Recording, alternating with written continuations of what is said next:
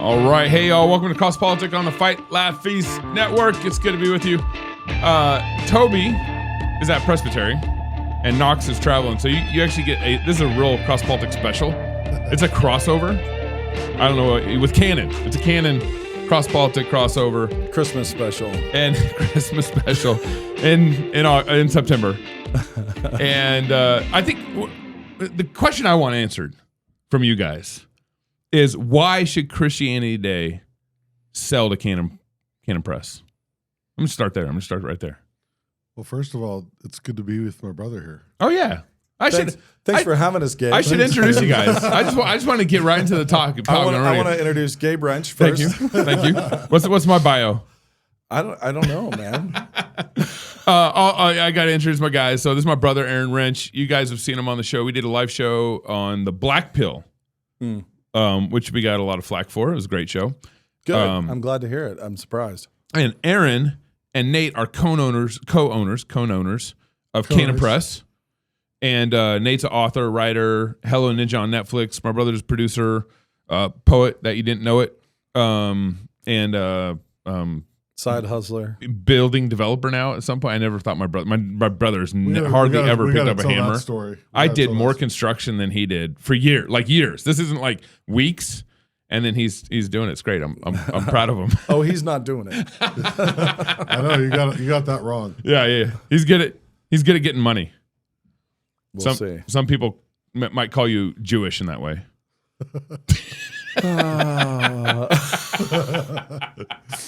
Here we are. So it's good. The only thing that really matters is that Aaron and I should be introduced as we are the biggest Eva. That is big Eva. Who tweeted that out? We're the biggest Eva. It's something we've been saying for a while. No. Some guy said it, and then Canon retweeted it. I have no idea. That we wanted to. Somebody said we were trying to become the biggest Eva. Yeah. It's like, no, we are. Yeah. The biggest diva, but it's also important to note that we're Mossad. It's like, I know. So we're Mossad, and Big Eva, and the biggest Eva. So biggest Eva, biggest Eva. We've worked together in publishing, in Christian publishing, since 2005. Mm-hmm. So and still one of my favorite non-children's books you've written is Death by Living. I love that book. Good. Written for you. I still recommend it to people. I wrote it for you, Gabe. Wrote it for you. And you've written the series, sort of, Ashtown Burials, sort of. Almost. Oh, it's the rough draft is done, but the whole series will be published. Republished again? Next. Well, yeah, the whole thing will be reissued next year, 2026. That's exciting. The quartet, all 4 books together, finally. Fantasy series, 15 years in the making. Yeah. Wow. It's still my favorite. I like it more than 100 Cupboards. 100 Cupboards good. I'm not knocking it. No, listen, everybody has their series they lobby for. There's people who love Outlaws of Time best, people like 100 Cupboards best. Yep. The Ashtown fans are the most fiery, I have to say. Yeah. The most because you got Rufus in there. He gets everybody fired up. You know? I don't have Rufus, but you're great with names. So I don't Rupert. have Rupert, I'm sorry. Rufus. I should have had a Rufus. We should have a Rufus in there. Rupert. I've got Rupert, yeah. Yes. No, Ashtown people are. Who's Rufus? There is no there is no Rufus. There ought to be. I should add a Rufus for sure. Forthcoming. Like Rupert's son, Rufus. Yeah, eventually. Here comes Rufus. Yeah. Yeah, I was taking a second there. Who's Rufus? Yeah. Just run with it, Nate. I will still say Gabe is a good friend of mine, and my favorite biographical detail about Gabriel Rench was when you were on the Laura Ingraham show. Yes. Fox News. And I'm sitting there watching it after you got arrested at the Psalm Sing. And I'm sitting there, and you say, "I'm here to say the emperor has clothes." Did I say clothes? The emperor has clothes. Oh, no. And she kind of looked at you. And I just kept going, didn't I? You just kept going. Like I said it correctly. Yeah. The emperor has no clothes. No, you were here to tell the world the emperor is clothed. I'm telling a different narrative. I see the emperor's clothed. Yeah. Yeah, I'm gonna have to go back and watch that. So good. But it's like, and you just got arrested, and it was a big deal. Brutal, and you're there, and it's like it's a great Gabe Rench. That was also like the 15th show I'd been on that day. I started interviews at 6 a.m. in the morning. There's all the excuses in the world. I know. But today you said Rufus. And there's no excuses for that. No. So you're my first interview today. He's fresh. It reminded me of The Emperor Has Clothes, which is going to be your book. That's good. You write your book. A memoir. A memoir. The emperor's name is Rufus, and he has clothes. And he's got clothes. So Megan Basham on Monday tweeted out, someone leaked it to her, and tweeted out that Canon Press, which you guys again are co-owners in, put an offer in to buy Christianity Today for $10 million. Yeah. And of course, it's a sincere offer, but it also has caused all sorts of drama. Right. You know, people are asking, is it a sincere offer? You know, or people, very real. It's very and then real. we got a bunch of people on our side like, go, do it. But I still want to back up there. Why did you guys think, buying Christianity Today is like a good move for Canon Press? I believe in print media. Mm-hmm. I really do. And the more everything goes AI and digital, the more I want everything to be handcrafted and physical. Mm-hmm. And I think there's this weird dead center position that's held by CT. And I'd say it's unfortunate that it got leaked by an eager beaver. Mm-hmm. But they would have gone this way eventually. People would have found out. Yeah. So it's not like we decided yesterday when it got leaked, we're like, well, we're not going to pretend like it didn't. We're not going to sit here and say, well, we can neither confirm nor deny. No, we put the offer in. We wanted to buy it. Yeah. And it's a serious offer. Yeah. And we'd love to have a conversation about what it would take. They can take the money and go like build the kind of what I don't even want to call it ministries, but they can build the kind of things they'd love to build. Yeah. We can take the things started by Billy Graham to hold the center of Bible-believing evangelical Christianity and try to restore it to its actual vision. Yeah. And so are you saying in its current state, it's not fulfilling Billy Graham's vision? I don't think so, no. Mm-hmm. No, and it's lost its audience and disconnected from, conservative evangelicals. Mm-hmm. The salt has lost its saltiness for sure. Yeah. There's no saltiness there. Yeah. It's gone. There's some good people there. I know some people there who are working hard and doing their best. And I think a lot of people who would enjoy being on a battleship that remembered that it was a battleship. Mm-hmm. That's what it was. It was this institution formed for the advancement of the kingdom. Yeah. And it is now turned into something like a dentist office magazine that has no... Where people literally got to get their teeth pulled to read. Yeah.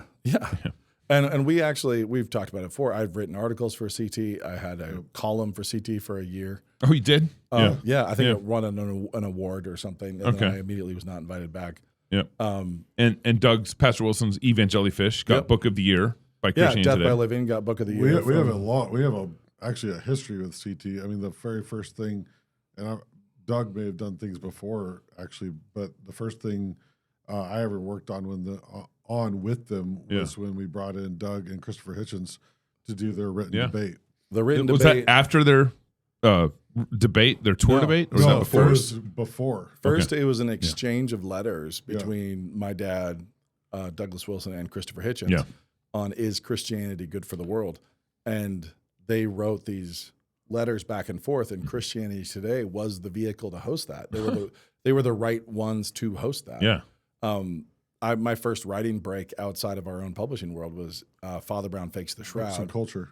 In Books and Culture, which was owned by CT. Uh-huh.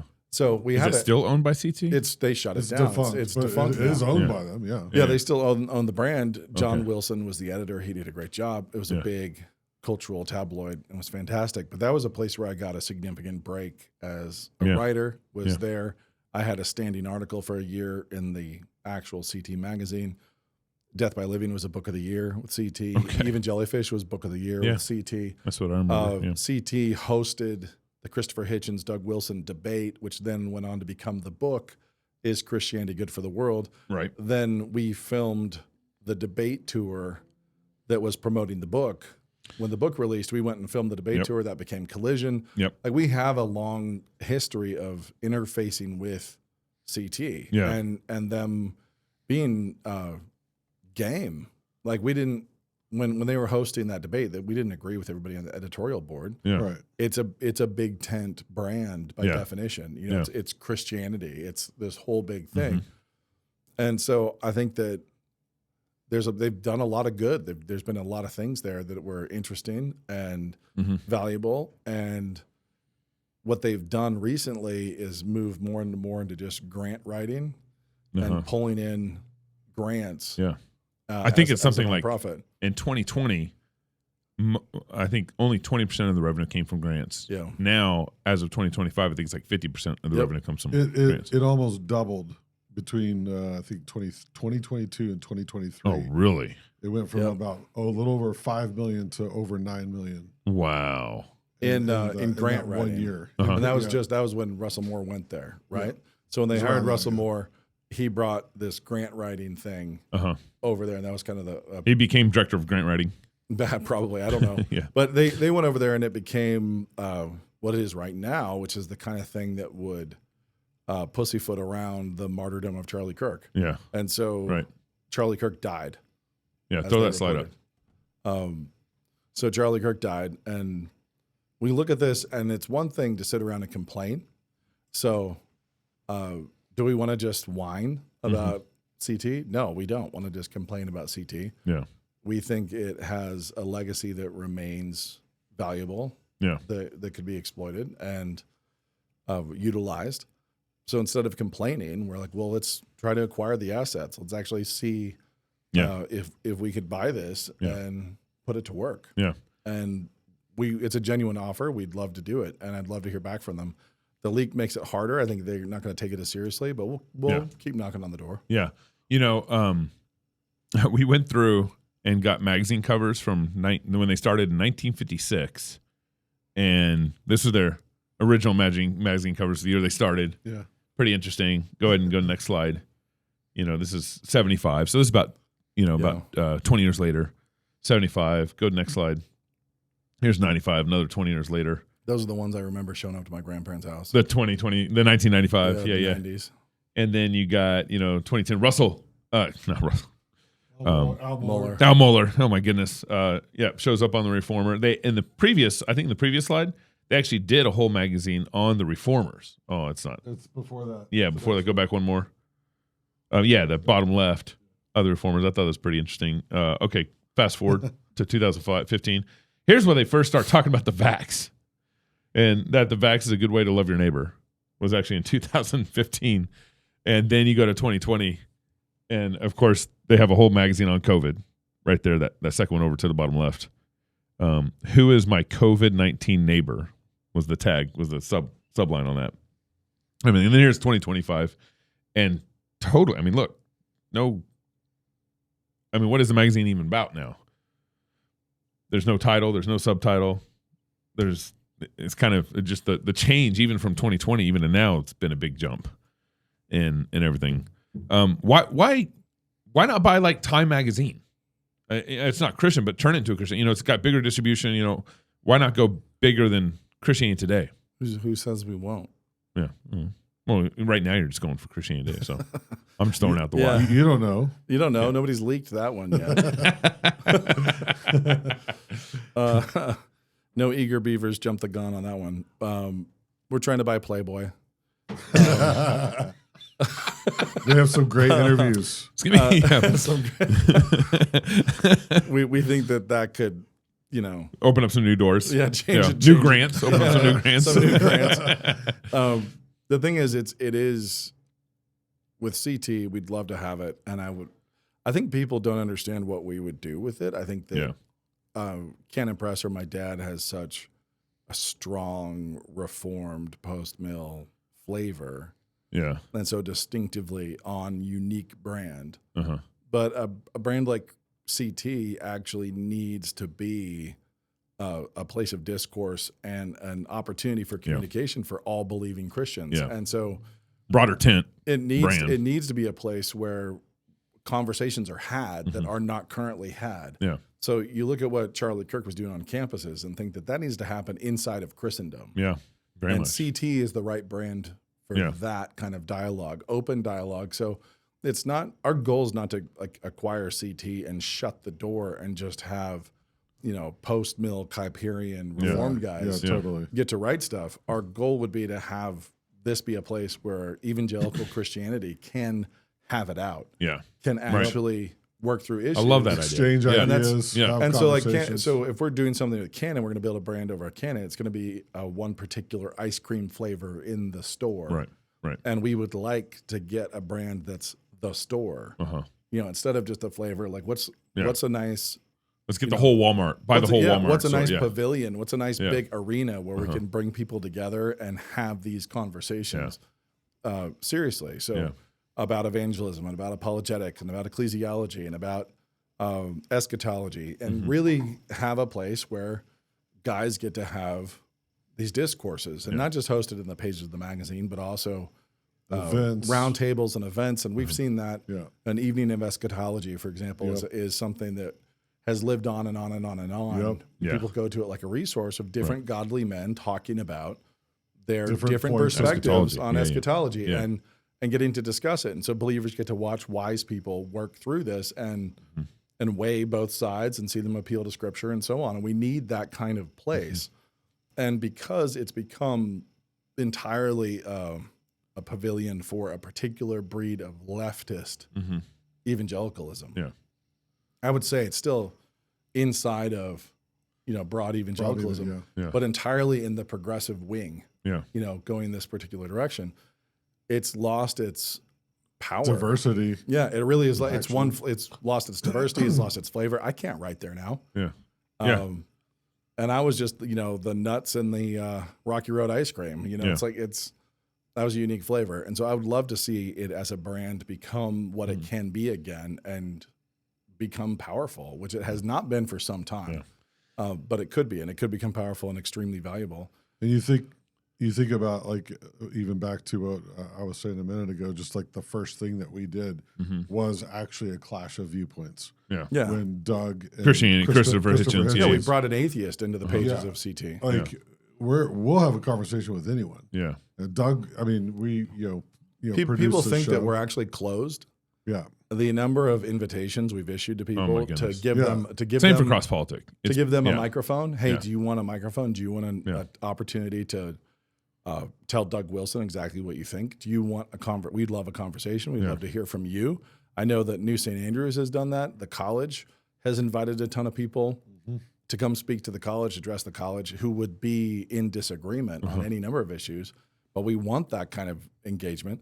And then Canon has done the same thing, where we've invited a ton of people, and we're trying to host conversations, including conversations where there's going to be some difference of opinion, or we're going to be challenged, they're going to be challenged. Yeah.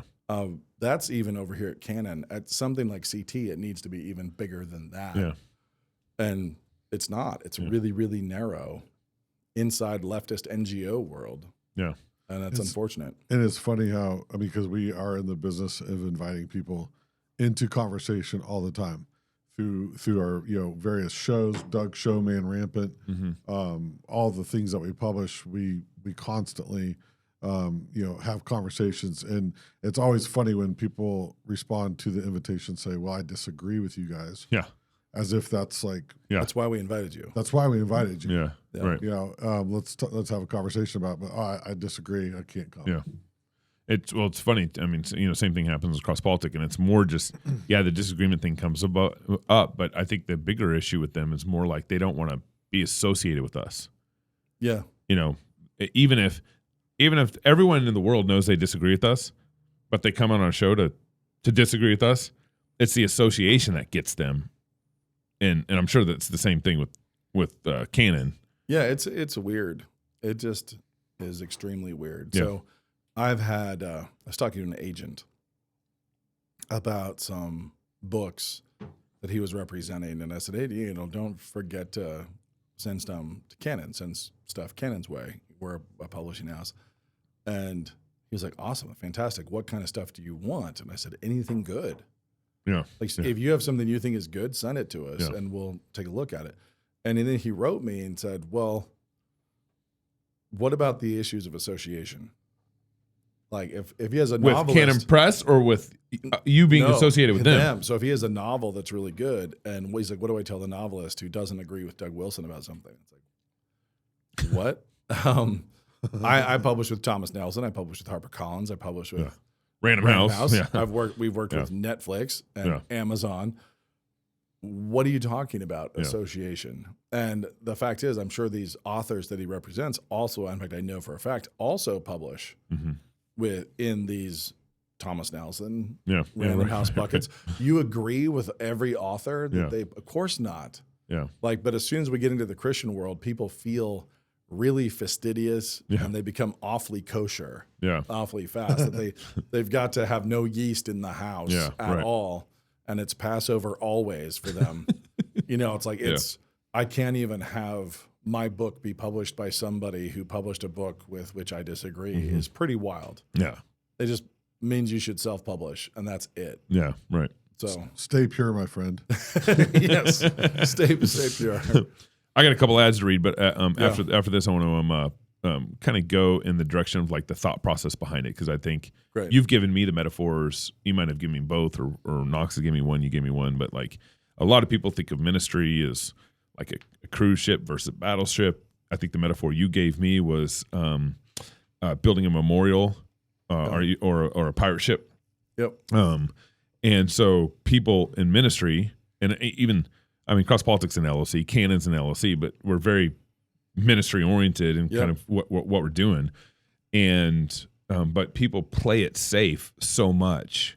And in one sense, going after Christianity today is not playing it safe. So I want to circle back around kind of on the strategy and the thought process of why more Christians maybe should be thinking this way. So page 50 is distinctly Christian marketing companies striving to help Christian-owned businesses grow and succeed in our digital age.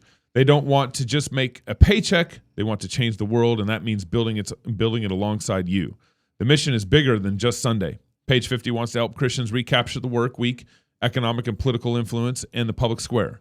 Page 50 doesn't work with just anybody, but if you're a believer, they want to work with you. Visit page50.com and see what they can do for you. That's page50.com. Also, our conference is just weeks away. For over 150 years, public education has been capturing the hearts and minds of our children. From seemingly innocent beginnings, I guess, to the full throttle embracement of Marxism and violent ideologies, we are now seeing its full fruit in the assassination of Charlie Kirk.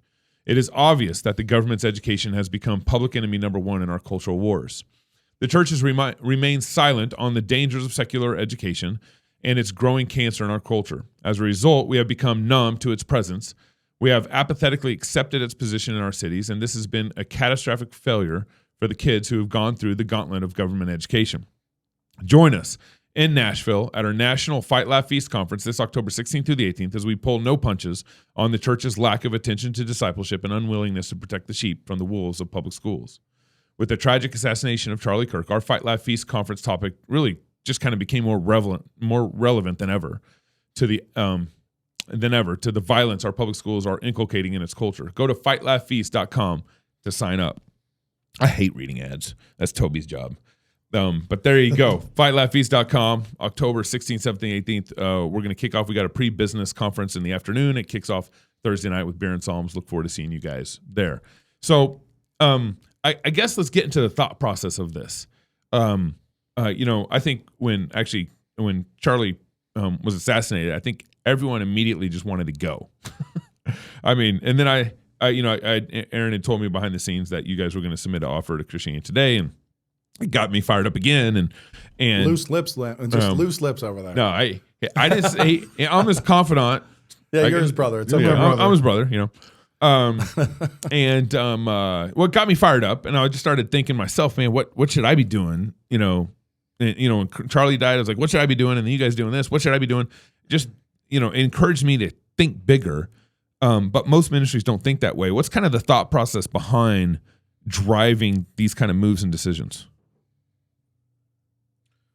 There's a lot of things you could say there. I think from one side of it, I would say, like we've already talked about, we've been around CT for a long time, worked with CT, in various capacities. When they published the news around his death, for me, that was it revealed a number of things. You had the slide up earlier, but just the headline, died. Charlie Kirk, activist who championed MAGA doctrine. Died. Charlie Kirk. Yeah. MAGA activist. But also MAGA doctrine. Yeah. In the context of a Christian magazine, calling something doctrine it's a loaded word. Yeah. That has significant meaning. It reminded me a little bit. This is a weird reference, but did you see? It was like a year ago. It was Conan O'Brien, his podcast, and he had this comedian on, and they started talking about Jeffrey Epstein. Yeah, and it was a pretty funny moment because the older comedian is an old SNL comedian. He goes, Jeffrey Epstein, the New York financier. And like it just went viral, and it was a bit, of course, but he was, whitewashed in a intentionally way, missing the point. Missing the point. And I felt like this was the I'm inverse photo negative of that. Yeah, that you basically reduced Charlie to a MAGA activist. Mm-hmm. If you actually, paid attention, watch his videos, see what he was talking about. See what motivated him. Yeah. It was the gospel and preaching the gospel and telling people to go to church and all these evangelistic things. Yep. And to me, it was lazy journalism. Yeah. Except for it wasn't. There's nothing lazy about it. It was intentional. It was Yeah, we want to tell a specific story. Yeah. And that's back to what Nate was talking about. Their voice has become so narrow. There's only room for one kind of take. Mm-hmm. Mm-hmm. And they put that out. I was just like, would they have published a cover story written by Charlie Kirk?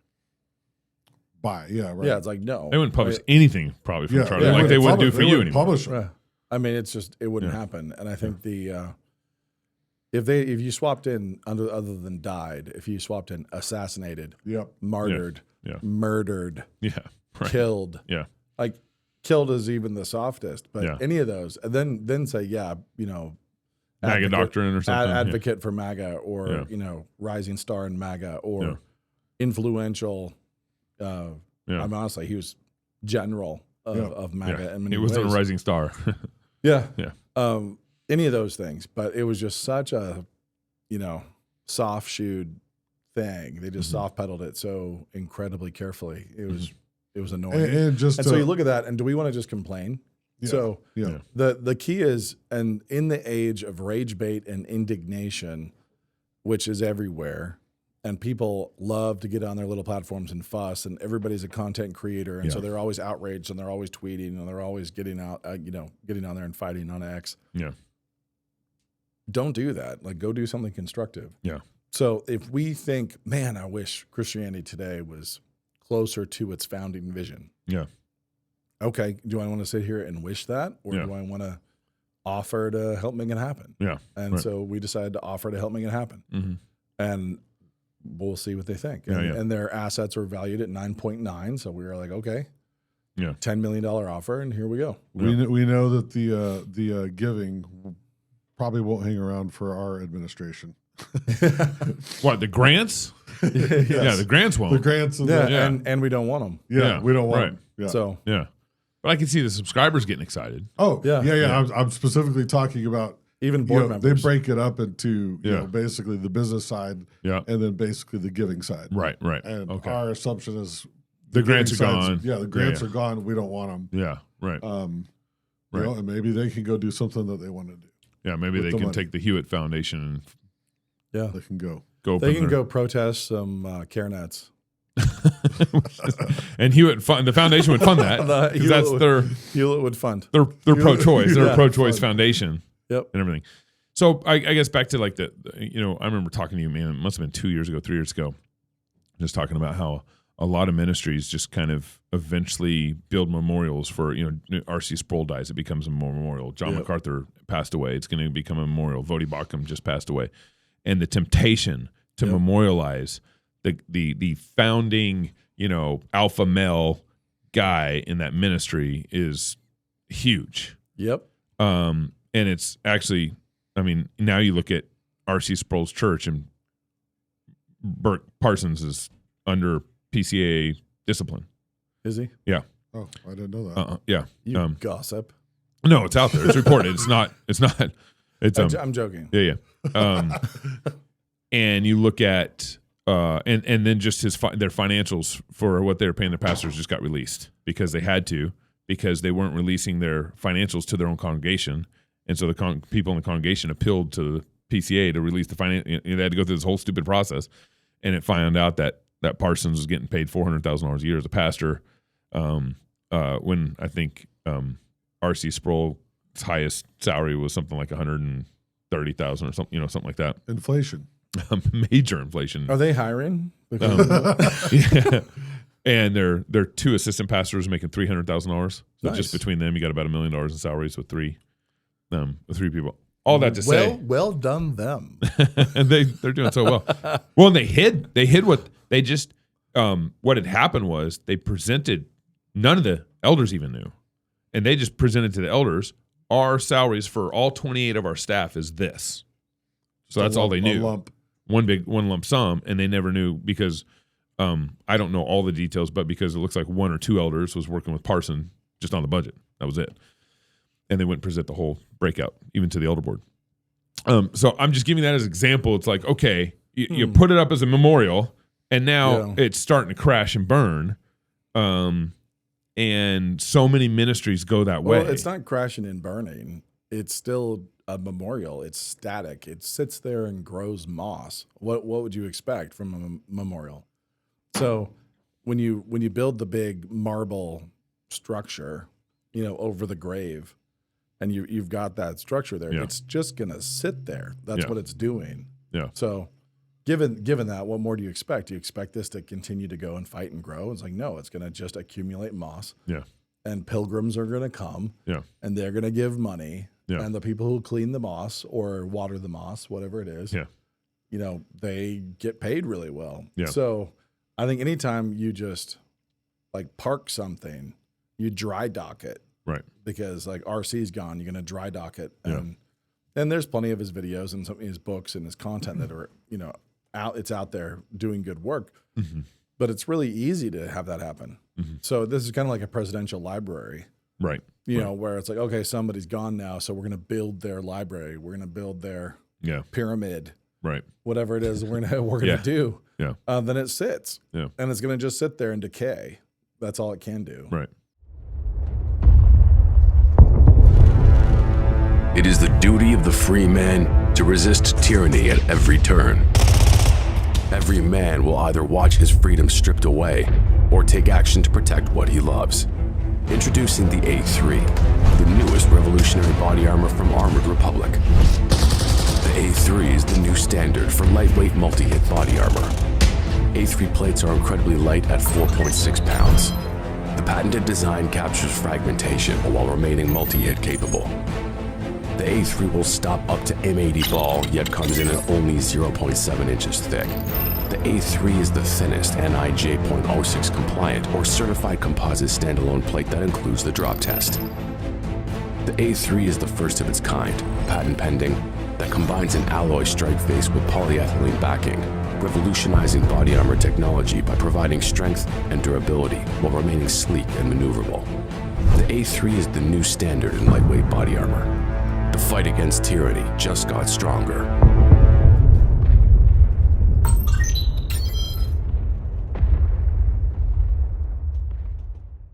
It is interesting, even just thinking about looking here, but I mean, what did R.C. Sproul do that kind of really was a catalyst? Yeah. He was going to speaking to college kids, high school kids. Yeah. I mean, those early videos of him, and I wasn't on campus, but it was in him. school classrooms. It was in classrooms or, bringing in audiences and stuff, kind of like Charlie Kirk. A little bit like it. Yeah. A little bit. Well, and I'm thinking, the other metaphor that we've used here with, because, I don't want, we use the cruise ship versus the battleship. You see a lot of ministries, they literally start doing cruise ships. They start doing cruises, fundraising. Yep. And then all they end up being is to exist for those cruise ship donors. And then they start playing it safe. I mean, this happened at G3 conference in a bad way. Is there a good way that it can happen? Yeah, I mean, that's the point of the metaphor, I guess. Yeah, the thing is that I think churches do this especially. Just you had a lot of Jesus people who didn't have anywhere to go, and they had a lot of energy, and you built these non-denoms, and you built these big churches, and some ended up PCA, and some ended up, Calvary Chapel there, but all that kind of thing. And then Vineyard. But you end up at a certain age where your demographic has reached a place where your donors are looking for a retirement center. Yeah. It's a cruise ship, sure, but they're looking for a retirement community. Yeah. We're looking for something comfortable, really nice. Yeah. We want it tidy, depending on how much money we have. We're going to have nice trim. Yeah. We're going to have nice windows. It's not designed to advance anything. It's a place for them to go be and be comfortable because they're tired. Yeah. They're tired. They lived hard. A lot of them actually did great work. Yeah. And they pushed. But when you have institutions do that and ministries do it, it's really tragic because it's like, okay, we're done now. And we've lost this covenantal generational thing where we take the torch and we put it in somebody else's hands and we say, you go. Yeah. And we expect this tank or this battleship to keep going until it wins or is destroyed. Or dies. Yeah. So it's like, this is what we're doing. Instead of like, hey, let's park it here and let's have window boxes with flowers and we're going to just, have these really comfortable fellowship dinners and it's going to be great, but you're not converting people. You're not influencing your city, your town, any of that. So I think that's kind of a normal rhythm when you have older guys and just in a non-generational, non-covenantal mindset where older guys are reaching a place where they have the bigger checkbooks. Yeah. Yep. And they're kind They've of paid off their house. They got a little more room. And they're tired. Yeah. Their kids are out of college. Yeah. And they're worn out. So the battle isn't attractive to them. And the glory of a young man is his strength. So the young men want to go. And they're they gonna want to have control leave. them. Yeah. So they're going to want to leave and go just be somewhere else and do something else because this place is now a retirement center. Yeah. This place is now a cruise ship. Yeah. That happens a lot, overwhelmingly. And so having the right mentality of saying like, okay, you drive. Yeah. Like we're gassed. If you're gassed and you can't keep going, like by all means, hand the keys over, hand the torch over, right. Bring in some younger blood, or empower them to go start something else and realize that what you're doing is you're in the nursing home now, right, and you've turned the church, which shouldn't be just a nursing home, into one. Right.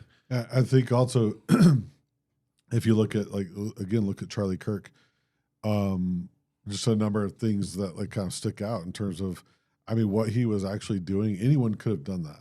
Yeah. Like he just started off getting a table. Just going on college campus. By himself. And just like, let's talk, let's answer questions. Yeah. Anyone might not have been good at it. Yeah. Anybody could have grabbed a card table. And anyone could get that access. Yeah. It's $25. He was obviously uniquely gifted. Yeah. At that and was just excellent at that work. But that work was incredibly, that was a grind. Yeah. And when you just read about, I just saw, they said that, the first 5 years, he didn't even take a salary. Yeah, that's right. He was traveling 330 days a year. Yep.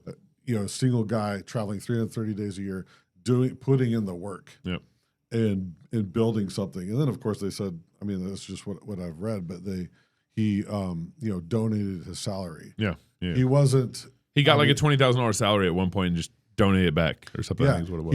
He wasn't in the country club retirement, right? Kind of thing. And it's going to take that kind of work, whatever. Back to your question about motivation, like that's the kind of motivation that we're going to have that we have to have. No, 100%. You're just making me think about just like, our work here. It's like we are coming up on some sort of passing of the guard in the next 20 years. Yeah. Pastor Wilson, 75. Your dad's 75? No, but early 70s. Yeah, early 70s. And he's healthy, he's preaching, we're in a transition at some level. Yep. And then I even think about like my own stuff. Like I always think like, man, once CrossPolitic makes it, I want to do this and this and this. But I don't even know, how do you think about like the transition? I think is important. I think you actually think about, I think you're spot on about like the covenantal view of passing the baton off. Yeah. I can't think of, where's John Calvin's kids? Where's his great grandkids? Where's Kuiper's Marxist grandsons? Where's Charles Spurgeon's kids? It seems like these faithful ministries, we want God to bless us to 1,000 generations. That's a real prayer. And I want to see my kids, the Rench clan, 1,000 years down the road, doing better than I did. That's the covenantal vision. I want my kids doing better than me, and then I want my great grandkids, 1,000 years down the road, doing way better than me. But we haven't been able to like figure that out. Well, I think we figured it out more than we realize. Okay. And I think that God is true, and let every man be a liar. But we don't track all the descendants. We don't track all the covenantal blessing. We can't see it. Our frame isn't wide enough to see all the descendants. It's out of our reach. Of Jonathan Edwards and all the blessings that God has dumped on the heirs of Calvin. We haven't, we can't really see what's occurred, other than the fact that I'd rather live right now than any other time in history. Blessings continue to compound. And I think that one of the best things to do for people like you and for like us, with what we're doing, anybody who's out there in the grind and they're looking over the horizon with any kind of retirement mentality of like, oh man, when I get there, if I just get to the top, that'll be so nice. It'll be so relaxing, so much easier. Mm-hmm. And there's some truth to that. But part of the reason why Sabbath living is so important, and why you take that weekly rhythm, and why you take breaks with your family and make sure you hit this rhythm, and then have bigger annual Sabbaths with your family. Mm-hmm. The reason why that's important is because if God gives you more, you're not supposed to strain your bones any less. Mm-hmm. Now He's giving you more, which means He expects more. Yeah. So we love to think like, oh man, when I get a little bit more, we won't have to work as hard over at Canon. Right. And it's like, well, as soon as we get a little more, we should work even harder. Yeah. We should be managing even more. We should be pushing even harder. If our bones aren't straining to their utmost all the way to the end, then we're failing. As soon as we hit that place where it's like, oh, it's cash flowing. Yeah. So now I can sit back. Finally, God gave me bullets so I can opt out of the battle. Yeah. Right. like right when He gave me. You finally didn't have to build your own bullets anymore. Yeah. You can now buy them. It's like, I'm not using this sharp stick anymore. Right. Actually, I have a rifle and I've got some rounds. I can get in this bullet for, in this battle for real. Yeah. And instead of doing that, we pull back. Sit back and so much nicer. And that's just really unfortunate. So we're supposed to be striving and straining. I think the only way we can sustain that is with Sabbath living. Otherwise, you're going to burn out. Yeah. And you're going to be looking for the Sabbath at the end instead of these breaths all along the way that enable you to keep going. But as you burn out, and as you're reaching a point where, man, my bank account's full, and like, oh, good, I've got money now, and I can finally slow down. If you see yourself slowing down and you're no longer a factor in the fight, you need to hand that bucket of rounds and that rifle to somebody else. Yeah, right. Like, if you're in the mud and you can't go anymore, what are you doing wasting that resource? Yeah, right. Like, you're just taking it down with you. Hand it off to somebody else. And I think all of us have that temptation of like striving for immortality via our institutions, our companies, or any kind of infrastructure. Right. And we look for that ease instead of looking to push even harder. Yeah. If you're at 5 million a year, be pushing hard. Yeah. And if you get to 10, you better be pushing twice as hard. Right. And so on. It's a parable of talents. Yeah. God's going to expect more impact from you. God gives you $50 million. Maybe faithfulness looks like you go for 100. Yeah. Parable of talents. Yeah. Let me ask this question just maybe a slightly different way.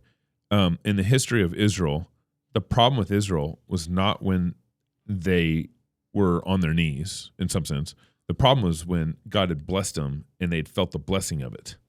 And so Israel did, when Israel was blessed, that's when they started committing idolatry and sinning against God. That's the cycle.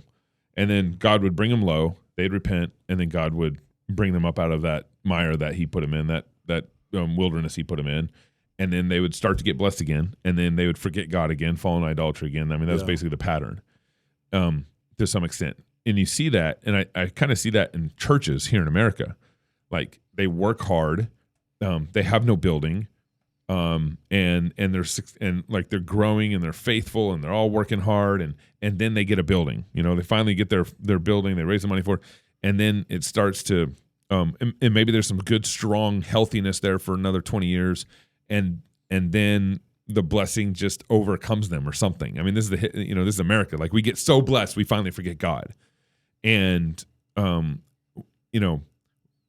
to basically avoid, in some sense, through faith, through long-term faithfulness in God, how to avoid going through those cycles. You can't. Yeah. So, I mean, bad news bears. Yeah.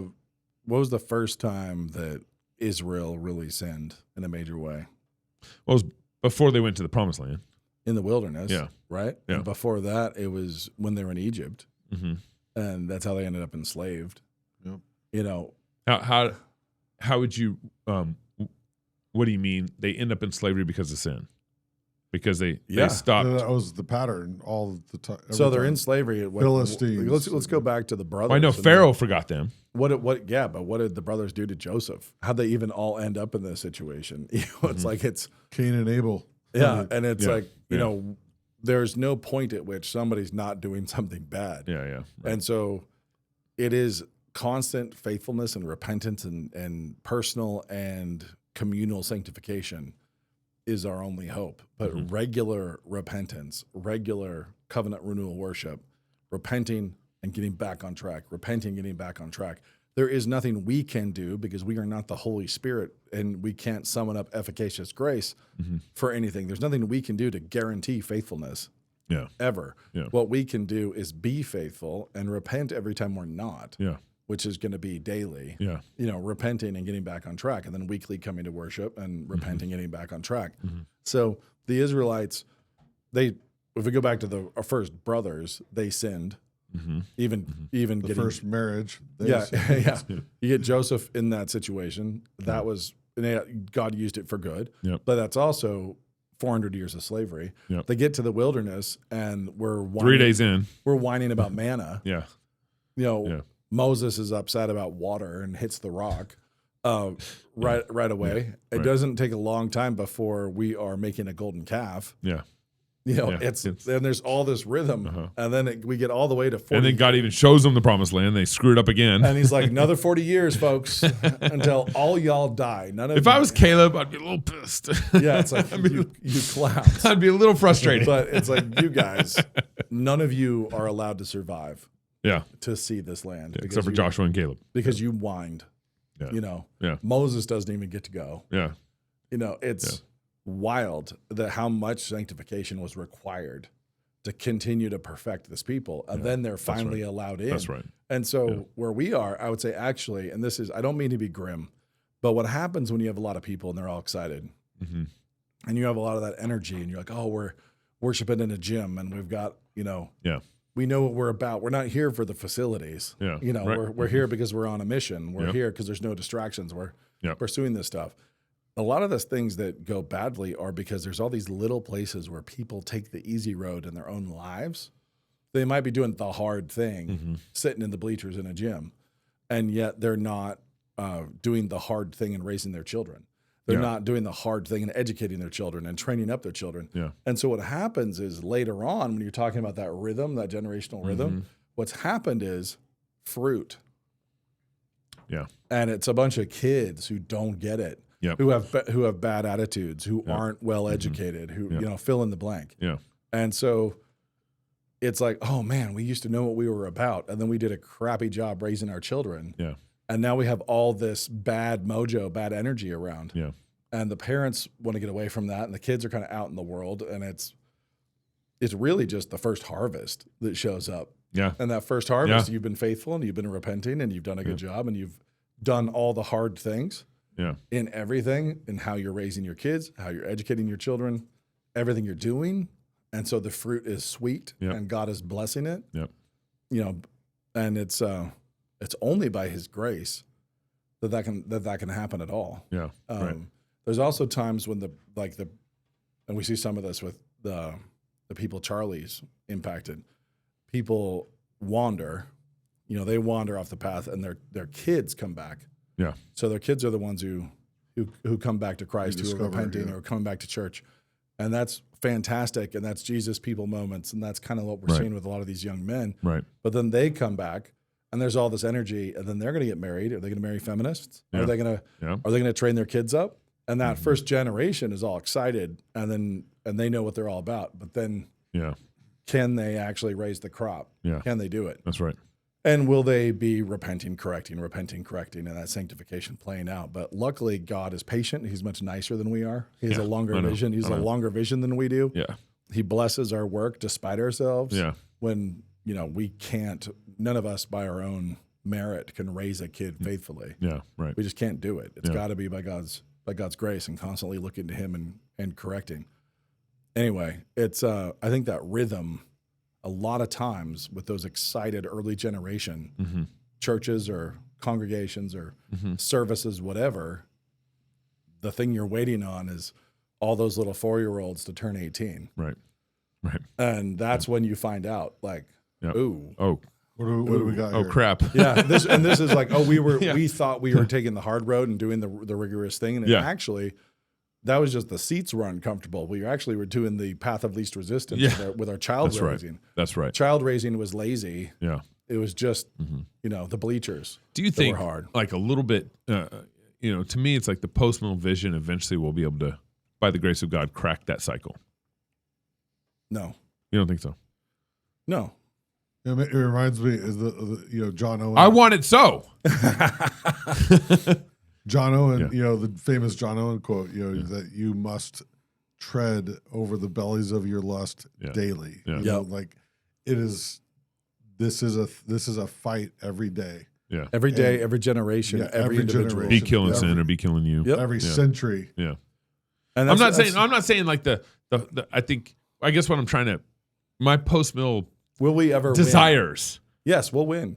Yeah, we'll win. But I think part of that is maybe cracking the nut of serious rebellion against God over time, and where faithfulness begets more faithfulness, and with that God blesses. What you will see is a regular rhythm of God raising the dead. That's what you will see, and God's faithfulness will never waver. Like that's not going to go away. Yeah. But he will be raising the dead, and people will be dying. Yeah. Like we're still under the curse, and Yeah. so there's Agreed. no, hey, if you just do it this way, you'll never have to have nobody in your generational line will ever have to have any kind of conversion experience, or will ever have to repent and come back to a full focus in faith.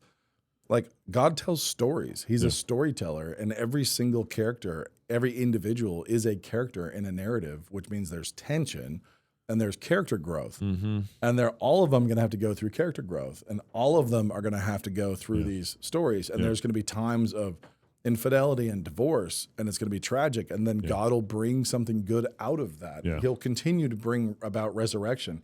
He'll continue to raise the dry bones over and over and over again. But his blessings are real, but they're not ours in that we can't conjure them up. We live faithfully and we repent and keep our eyes on him. And that's what we do. That's our hope. And what you just described there made me want to go into a retirement home. Thank you guys so much for coming on. Fun to be here. Yeah, Thanks, man. man. Appreciate you guys' work, and excited to see if Christianity Today wants to go further in this offer. I really Wants to party with us. Yeah, I would. I mean, I'm there. I got $10 I can put in. Just let me know if you need it. Okay. We really appreciate Make it. it 11 and we'll say yes. Thank you guys for joining CrossPolitic. It's good to be with you. If you're single, get married. If you're married, have kids. If you have kids, go baptize them. Until next week, love God with all actually Thursday. Love God with all your heart, soul, mind, and strength. Love your neighbors yourself. Go fight, laugh, and feast. This is CrossPolitic.